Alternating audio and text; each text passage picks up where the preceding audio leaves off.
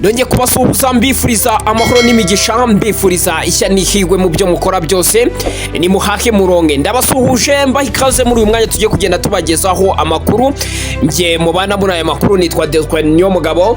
Uyu ni umuyoboro wacu wa YouTube channel yitwa Amarira TV. Ndagusaba kubanza gukanda subscribe kugira ngo twendereye tugende tubagezaho aya makuru kabisa. Reka tunyarukire mu gihugu cy'abaturanyi i Burundi, aho abaturage bahiye ubwoba kabisa.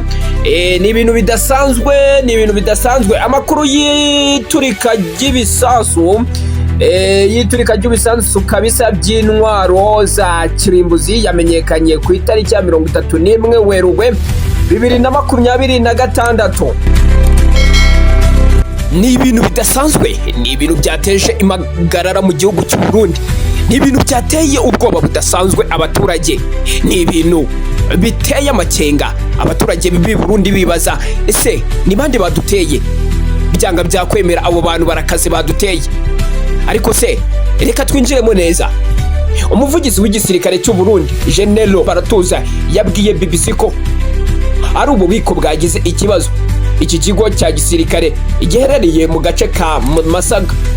General Baratuza abinyujije ku rukuta rwa X yatangaje ko uko guturika kwaturutse ku nkongi y'umuriro yafashe ikigo cya gisirikare cya Bujumbura. Ubutumwa bwanyujijwe kuri X cyangwa se kuri konti ya X ya Minisiteri y'Umutekano imbere mu gihugu mu Burundi, avuga ko urusaku rw'ibiturika rwumvikanye mu mugwa mukuru Bujumbura rwakomotse ku kigo cya gisirikare. Bati hari birimo guturika kubera umuriro wadutse mu kigo cya gisirikare Bujumbura. Abari mu muki mwihangane mutuze, nimugire ubwoba, ahubwo ibi biri gukogwaho, nihagire impagarara muteze.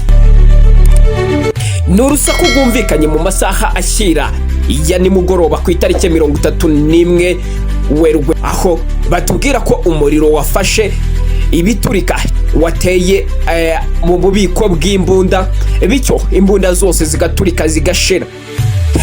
Ni igihombo gikomeye cyane ku gihugu cy'u Burundi, ni impungenge zikomeye cyane ku baturage batuye i Burundi, bibaza cyangwa se ni intambara se, habaye iki, turatewe? Ngenda bashimiye, nitwa Ndayishimiye.